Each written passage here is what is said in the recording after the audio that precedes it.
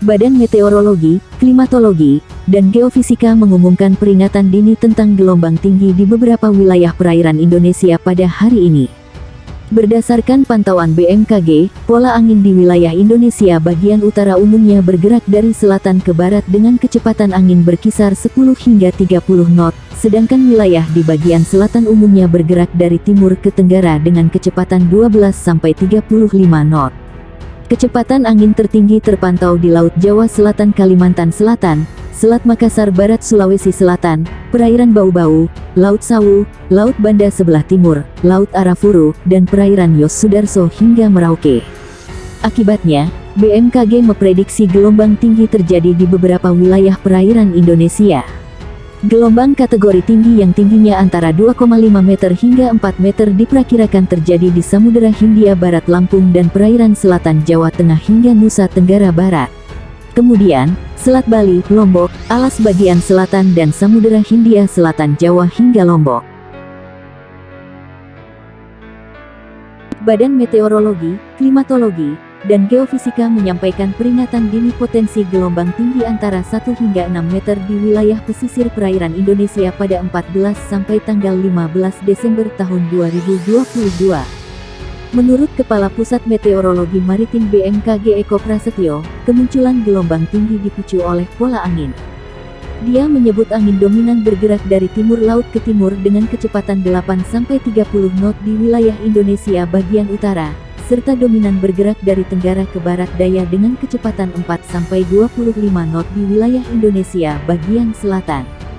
Kecepatan angin tertinggi terpantau di Selat Malaka, perairan utara Sabang, perairan barat Aceh, dan Laut Natuna Utara, ujar Eko dalam siaran pers di Jakarta. Pola angin yang demikian meningkatkan peluang munculnya gelombang tinggi di sejumlah wilayah perairan Indonesia. Gelombang setinggi 1,25 sampai 2,5 meter berpotensi muncul di Selat Malaka, perairan barat Aceh, perairan timur Pulau Simule Kepulauan Nias, perairan Bengkulu Pulau Enggano, perairan barat Lampung, Teluk Lampung bagian selatan. Kemudian, di Selat Sunda bagian barat selatan, perairan selatan Pulau Jawa Pulau Sumba, Selat Bali, Lombok, alas bagian selatan, Selat Sape bagian selatan, dan Selat Sumba bagian barat. Berikutnya di perairan selatan Pulau Sawu, Laut Sawu bagian selatan, Samudra Hindia Selatan Banten Nusa Tenggara Timur, perairan Kepulauan Sangihe Kepulauan Talaut, perairan Bitung Kepulauan Sitaro. Selanjutnya, di Laut Maluku bagian utara, perairan utara dan timur Kepulauan Halmahera, Laut Halmahera, perairan utara Papua Barat Papua, perairan Pulau Biak, dan Samudra Pasifik Utara Halmahera Papua. Sementara, gelombang setinggi 2,5 sampai 4 meter berpeluang terjadi di perairan utara Sabang, perairan barat Pulau Simele Kepulauan Mentawai, Samudra Hindia Barat Kepulauan Nias Lampung, serta perairan Kepulauan Anambas Kepulauan Natuna. BMKG merilis di wilayah Laut Natuna Utara berpeluang menghadapi gelombang setinggi 4 sampai 6 meter.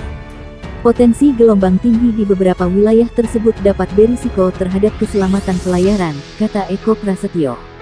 Dia mengimbau pengguna perahu nelayan mewaspadai angin dengan kecepatan lebih dari 15 knot dan gelombang dengan tinggi di atas 1,25 meter. Untuk operator kapal tongkang diminta mewaspadai angin dengan kecepatan 16 knot lebih dan gelombang setinggi 1,5 meter lebih. Lalu, operator kapal feri diminta mewaspadai angin dengan kecepatan lebih dari 21 knot dan tinggi gelombang di atas 2,5 meter.